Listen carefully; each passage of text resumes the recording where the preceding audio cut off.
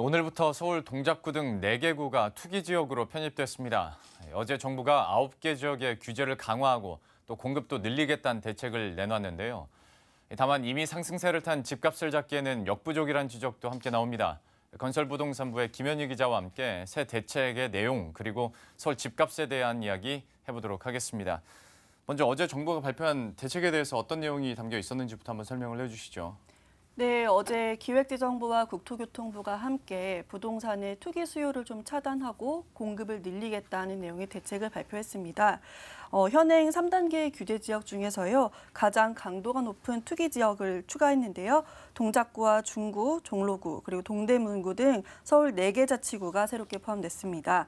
이 한국감정원의 집계 결과 지난 7월 한 달 동안 주택 매매 가격이 0.5% 정도 올랐기 때문에 또 이렇게 투기 지역으로 지정이 됐고요.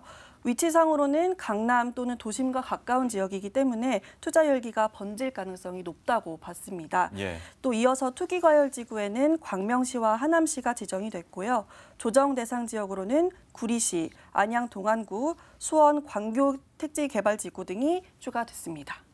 이렇게 수도권에서만 총 9곳이 새로운 규제 지역으로 추가가 됐는데요. 반면에 규제가 풀린 지역은 한 곳에 불과했습니다. 바로 부산의 기장군인데요. 그나마도 일광면은 가격 상승 가능성이 좀 남아있다고 해서 반쪽짜리 규제 해제가 이루어졌습니다. 또 공급 확대책도 함께 담겼는데요. 그간 진행하던 정책에 더해서 수도권에 새롭게 신규 택지 14곳을 추가해서 주택을 24만여 가구를 공급하겠다는 계획입니다. 참 이런 대책들이 나오는 배경은 아무래도 서울 집값 급등을 막기 위해서일 텐데 요즘 들면 부쩍 서로 다른 뉴스긴 한데 결과적으로 같은 결과를 유도하게 된 이슈들이 좀 많았잖아요, 부동산 시장에서. 그렇습니다. 최근에 서울 아파트 값이 굉장히 급등세를 좀 보였는데요. 일부 지역에서는 한두 달 사이에 1, 2억 원이 오르는 거는 허다하게 찾아볼 수 있었습니다. 특히 요즘 부동산 시장에는 부동자금이 굉장히 많이 풀려 있는 데다가 또 박원순 시장이 최근에 국토부와 갈등을 빚으면서까지 용산 여의도 개발 계획을 얘기를 했다가 처리를 했죠. 이렇게 여러 개발 호재들이 나타나면서 좀 집값 상승에 영향을 미쳤다고 할 수 있습니다. 또 예를 들어서 국토부 실거래가 자료를 좀 보면요. 서울 서초구 반포동에 있는 한 아파트입니다. 전용 면적 84제곱미터, 그러니까 우리가 33평이라고 하는 그런 아파트인데요. 이달 중순에 27억 5천만 원에 거래가 됐습니다. 이 3.3제곱미터 단위 기준으로 보면은 그러니까 한 평이죠. 8,330만 원에 달하는 가격입니다. 근데 이 아파트는 대책이 나오기 직전에 지난 금요일 날 제가 인근의 부동산에 좀 돌면서 물어봤거든요. 근데 호가가 30억 원 밑으로는 내려오지 않는다고 얘기를 했습니다.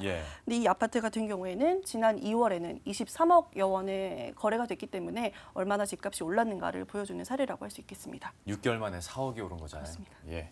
자, 이러다 보니까 대책이 계속 나오는 건데 이럴 때 항상 묻는 질문이 그러면 이번 대책으로 집값의 급등세를 좀 잠잠하게 할 수 있을까에 대해서는 현재 분위기가 어떻습니까? 일단 단기적으로는 지금 굉장히 집값 급등세가 나타나고 있기 때문에 이런 현상 정도는 잡을 수 있을 것이라는 게 전문가들의 의견입니다. 특히 규제 지역에 포함이 되면은 가장 타격을 입는 부분이 대출이나 세금이거든요.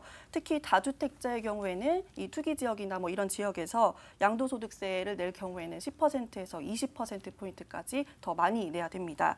그리고 또 투기 과열 지구부터는 LTV나 DTI도 좀 제한을 받는데요. 각각 40% 정도로 적용을 받게 됩니다. 또 하지만은 대부분의 전문가들은 장기적으로 봤을 때 이런 투기 지역 지정이 집값 안정에 크게 도움은 되지 않을 것이라는 그런 회의적인 의견을 좀 내놨는데요. 최근에 집값 급등 진원지였던 서울의 경우에는 투기 지역으로 대부분 지정이 돼 있습니다. 이미 11개 구가 지정이 되어 있는데요. 이 지역에도 집값이 계속 상승하는 그런 일종의 뭐랄까요, 규제 내성이 생겼기 때문입니다. 또 서울 몇몇 지역의 경우에는 여의도 용산 개발 계획은 좀 취소가 됐지만 여전히 개발 호재가 여러 개 남아 있고요. 또 서울의 주택 수급 문제도 좀 확실하게는 해결이 되지 않았다 하는 지적도 있었습니다. 이 부분은 전문가 얘기를 한번 들어보시죠.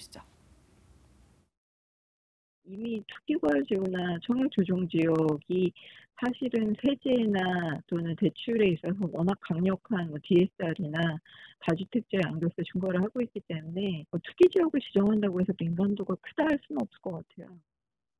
서울시장이 개발도 좀 고려하겠다 뭐 얘기가 나왔는데 또 그 추가 투기 지역 지정되고 그럼에도 불구하고 가격 상승세가 꺾이기는 좀 어려워 보여요. 그러니까 오름세는 유지하되 참 상황이 이렇다 보니까 계속해서 정부에서 대책을 내놓고 있는데 이런 규제책을 내놓을 때마다 앞으로 규제를 더 할 수도 있다라는 가능성을 계속 열어두고 있는 거 아니겠습니까? 현재 그러면 좀 남은 카드를 어떤 것들이 있다고 우리가 판단해 볼 수 있을까요? 네, 어제 발표에서도 정부가 이미 추가 규제를 좀 고려하고 있다고 얘기를 했습니다. 뭐 금융제도라든지 세금 부분에 있어서 좀 추가적인 규제를 할 수 있다고 얘기를 한 건데요. 또 김동연 부총리도 어제 수요 측면에서의 안정화 대책을 좀 내놓을 수 있다 이렇게 얘기를 했습니다. 앞서 김현미 국토부 장관이 국회에서 한 발언이 있습니다. 바로 공시가격 현실화인데요. 이렇게 되면은 결국에는 보유세, 그러니까 재산세가 늘어나는 그런 효과가 있습니다. 또 이 외에도 시장에서 좀 언급되고 있는 것은 양도세 부과율을 좀 올린다든가 아니면 재건축 시장에서는 뭐 허용 연한을 좀 강화한다든가 이런 여러 가지 대책을 좀 내놓을 수 있다고 보고 있는데요. 이 때문에 정부의 남은 카드에도 지금 관심이 높아지고 있는 상황입니다. 정부의 부동산 규제책에 대해서도 계속 좀 예의주시를 해야 될 것 같습니다. 김현희 기자였습니다. 고맙습니다.